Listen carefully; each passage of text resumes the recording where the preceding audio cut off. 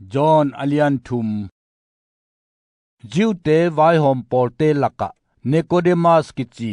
Pharisee te khat aumi ama zanin Jesu kianga vapaya Rabio pasian kyang pana hong pai siapa na hi chi ka theyu hi ahangin pasianin aompi keile kwama in na bol lim lam dang te abol thei ke ding hi achi hi Jesu in adon na in Thutak kongge nina mi khat bi aswa ki keile pasian gam amu thei ke hi achi hi Nicodemus in akhang ham kin sami khat bang chi in suak ki thei ding a hi hiam chi in donga ani veina aswak ding in anu sunga lutki thelo takpi ma ding hi achi hi Jesu in Thutak kongge nina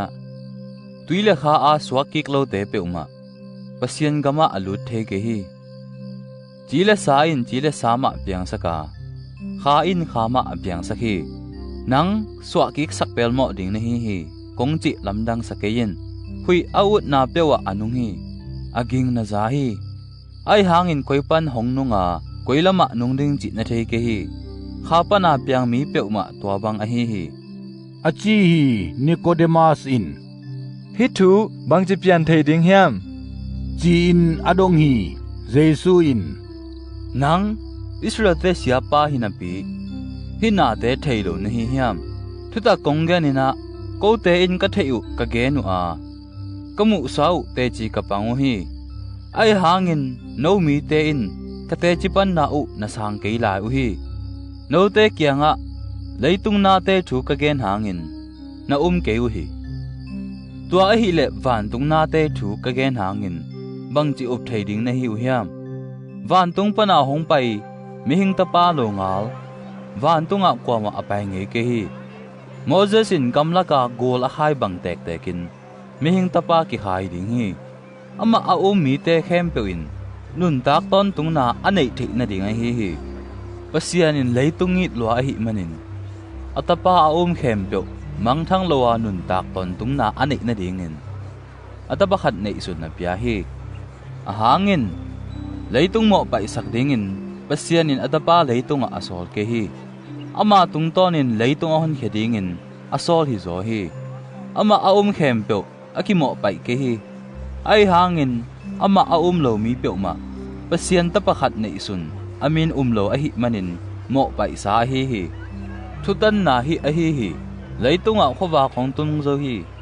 ai hangin mi hing te in agam tan na te gilo a hi manin khowak a i tangun khomyak a i tu hi gilo na a hi mi pe main agam tat na te akipholak ding law a hi manin khowak muda a khowak ka alut ke ding hi a hi hangin thutaka nungta mi pe ma agam tan na khem pe pasian tung to na sem a hi na dal taka kilat na dingin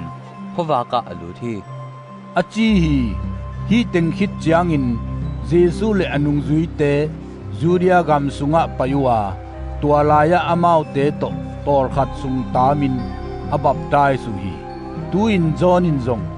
Salim kiang enon muna abaptai si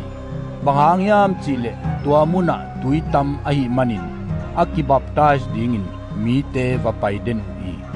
hi pen thong sunga John akikumma ahi John nung zui te le jiu te por khat kikala biang na ngei na zuya kisil na to kisain kisel na apiang hi amau te John kianga payua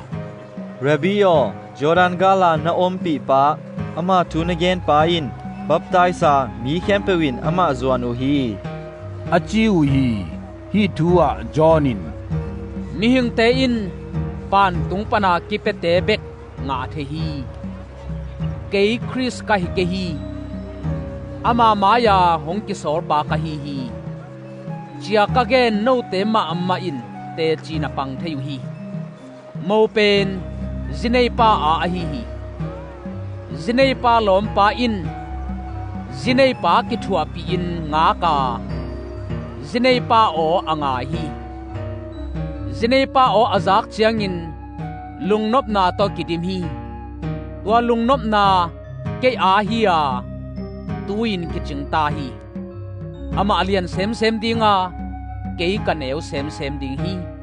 tunglam pana hong pai pa na khem pe tunga om hi leitung pana hong pai pa leitunga hi ya leitung mi bangin thu again hi van tung pana hong pai pa a hi le mi khem pe tunga om hi